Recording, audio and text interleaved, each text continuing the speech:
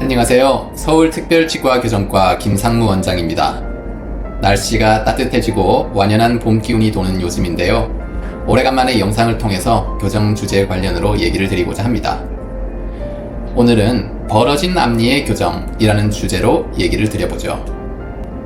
이 앞니, 특히 위쪽 앞니 사이가 벌어져서 교정을 하러 오시는 분들도 제법 있는데요.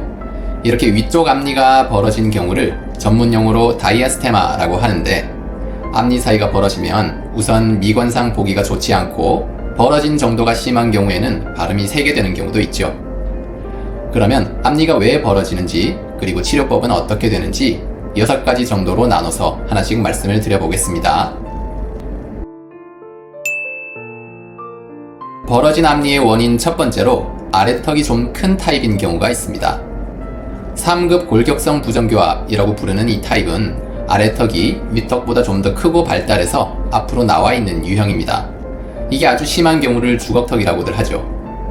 이런 타입의 부정교합이 아주 심할 때는 위아래 앞니가 서로 거꾸로 물리는 반대교합이 되지만, 그렇게 심하지 않은 경우에는 아래 앞니가 위쪽 앞니를 미는 상황이 되어서 이렇게 위쪽 앞니가 벌어지게 됩니다. 원인이 이런 것 때문일 때는 위쪽 앞니만 당겨서 모아주려고 해도 공간이 닫히지 않거나 대문니 사이의 공간은 메꿔지지만 그 옆에 치아와의 사이가 다시 공간이 생기고 말죠. 따라서 아래쪽 치열 전체를 뒤쪽으로 조금씩 이동을 시킨 후에 위쪽 앞니들을 모아주는 힘을 줘야 해결이 됩니다. 앞니만 살짝 벌어진 것 같아서 간단해 보이지만 위아래 모든 치아가 움직여야 하므로 전체 교정이 필요한 상황이 됩니다. 벌어진 앞니의 두 번째 원인으로는 위아래 치아의 크기에 있어서 조화가 맞지 않는 경우가 있습니다. 치아가 잘 맞물리는 좋은 교합을 이루기 위한 조건 중에 하나로서 볼튼 비율이라는 것이 있습니다. 위쪽 치아와 아래쪽 치아의 크기들은 서로 어떤 비율로 맞아야 공간이 벌어지거나 치아끼리 삐뚤빼뚤 겹치는 것이 없이 바르게 맞물릴 수 있다는 것인데요. 앞니 부분만 생각을 해보면 아래쪽 앞니 6개, 즉 송곳니에서 반대편 송곳니까지 이 6개 아래 앞니 크기의 합은 위쪽 앞니 6개 크기 합의 77.2% 정도가 되어야 조화가 맞다는 것입니다. 만약 이 값이 80% 등 77.2보다 크게 되면 그만큼 적절한 값보다는 아래 치아들이 더 크다는 것이 되고, 그렇다면 윗니는 이 커다란 앞니에 의해 밀려서 벌어진다는 거죠. 사람마다 치아의 크기는 제각각이지만 위아래 크기의 비율은 대부분 이 77.2%에 들어온다는 것인데, 가끔 이 비율이 맞지 않는 분들이 있습니다. 이런 경우에는 아래쪽 치아를 스트리핑이라고 해서 좀 다듬어서 사이즈를 줄여주거나 위쪽 치아의 사이 공간에 레진이라는 재료를 붙여서 위쪽 치아를 크게 만들면서 공간을 메울 수도 있죠. 또 라미네이트라는 보철을 붙여서 공간을 메우는 방법도 있습니다. 즉, 레진을 붙이거나 라미네이트를 붙이게 되면 치아 교정을 하지 않고 틈을 메우는 방법이니까 이런 보철적인 방법을 선택할 수도 있다는 것인데, 이거 역시 잇몸 문제 등 단점도 있기 때문에 케이스마다 유불리를 잘 판단해서 교정으로 해결할지 보철이나 수복으로 해결할지 결정을 해야겠습니다. 벌어진 앞니의 세 번째 원인으로 잇몸 질환이 있는 경우가 있습니다. 교합력이나 나이가 듦에 따라 자연스럽게 치아가 이동한 게 아니라 흔히 풍치라고 부르는 치주염 질환에 의해서 뼈가 치아 뿌리를 잡아주는 힘이 약해지니까 치아가 밀려서 이동한 경우가 있는데요.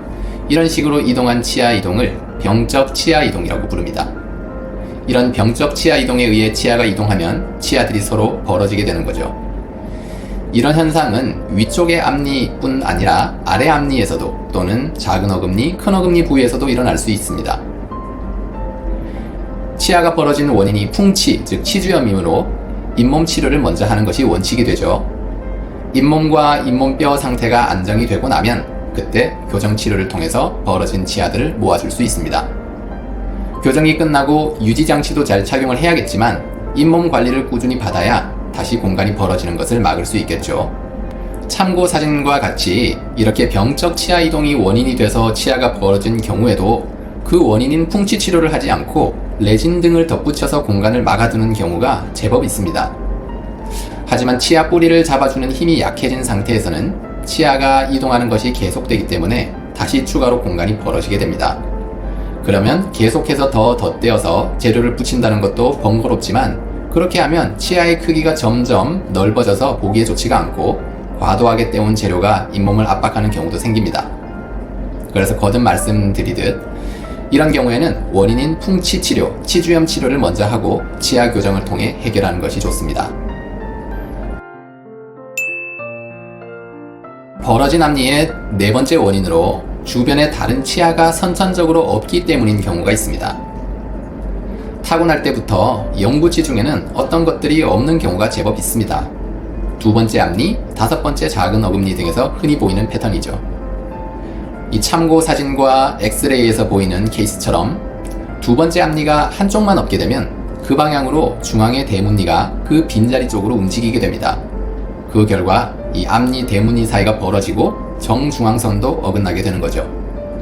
이런 경우에는 당연히 치아 교정을 통해서 치아를 재배열해서 해결을 해줘야 하는데요. 크게 비발치 교정이 적합한 경우와 발치 교정이 적합한 경우로 나눠서 그 치아 교정법이 나뉠 수가 있습니다. 먼저 진단을 해서 비발치 교정, 즉 치아를 빼지 않고 하는 교정이 적합하다고 판단된 경우입니다. 이때는 벌어진 앞니를 서로 모아주고 선천적으로 없는 그 두 번째 치아의 자리는 벌려서 더 만들어줘야 되죠. 치아 배열이 다 끝나고 난 후에는 이 선천적으로 없었던 두 번째 치아의 자리에 임플란트나 보철을 해서 마무리를 하게 됩니다. 하지만 교정 진단 결과 발치 교정이 적합한 경우는 어떨까요? 이가 많이 삐뚤빼뚤하거나 돌출입 등이 있어서 발치 교정을 해야 되는 경우에는 보통 상하 좌우로 4개의 치아를 발치하게 되죠. 이럴 때 이미 없이 타고난 두 번째 그 앞니는 발치되었다고 생각하고 나머지 3개만 더 발치하여 진행하면 해결이 되는 것입니다. 어떻게 보면 조금은 다행스럽다고 볼 수도 있는 거죠. 벌어진 앞니의 다섯 번째 원인으로는 앞니 사이에 과잉치가 매복되어 있는 경우가 있습니다. 앞니 사이에 과잉치가 공간을 차지하는 바람에 그 사이로 앞니 둘이 모이지 못하니까 벌어져 있는 경우가 있죠. 대부분의 과잉치는 매복되어 있어서, 즉 묻혀 있어서 나오지 않는 경우가 더 많은데요. 가끔 이 참고 사진처럼 그 과잉치가 잇몸을 뚫고 같이 맹출까지 하는 경우도 있습니다. 과잉치가 매복되어 있든 맹출을 하든 두 개의 커다란 우리 앞니 사이에 위치하게 되면 공간을 잡아먹어서 앞니 사이를 벌어지게 만들 수가 있는 거죠. 이런 경우는 대부분 그 과잉치를 제거하고 치아 교정을 통해 벌어진 앞니를 모아서 해결을 해주게 됩니다.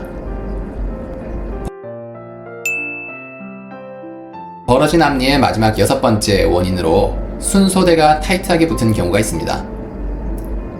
이 순소대라고 해서 이 참고 사진에서 보시듯 치아 사이에 잇몸에 붙은 두툼한 조직이 있습니다.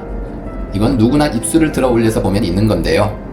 하지만 누구나 있다지만 이 순소대가 특히 매우 발달하고 치아 주변의 잇몸 근처까지 뻗어 있으면 이 치밀한 조직 때문에 앞니 두 개가 서로 모이지 못하고 벌어져 있게 되는 경우가 있습니다. 아이의 연령이 올라가면서, 즉 나이가 들어가면서 순소대의 이 위치가 개선이 돼서 앞니가 조금씩 저절로 모이는 경우도 흔합니다. 하지만 시간이 지나도 저절로 해결이 되지 않는다거나 치아 교정을 통해서 벌어진 앞니를 모아주는 힘이 없이는 해결이 되지 않는다라고 판단될 정도라면 치아 교정을 해서 앞니를 모아준 후에 이 순소대라 부르는 조직을 일부 잘라주는 작은 수술을 할 수도 있습니다. 오늘은 벌어진 앞니의 원인과 그 해결법이라는 주제로 함께 알아보았는데요. 원인도 생각보다 여러 가지가 있죠. 해결 방법이 치아 교정인 경우도 있고 아닌 경우도 있었습니다. 치아 교정인 경우라 하더라도 원인에 따라 구체적인 교정 방법도 조금씩 달랐죠. 그리고 벌어진 앞니가 가장 눈에 먼저 띄어서 그렇지 입안을 꼼꼼히 살펴보면 그 부분만이 문제가 아닌 경우도 있습니다. 그렇기 때문에 당연하지만 교정 전문의의 세밀한 검사와 그 바탕으로 한 진단이 중요하겠습니다. 네, 오늘은 여기까지 하고 마무리하겠습니다. 다음번에 또 치아 교정과 관련된 유익한 주제로 찾아뵙도록 하겠습니다. 감사합니다.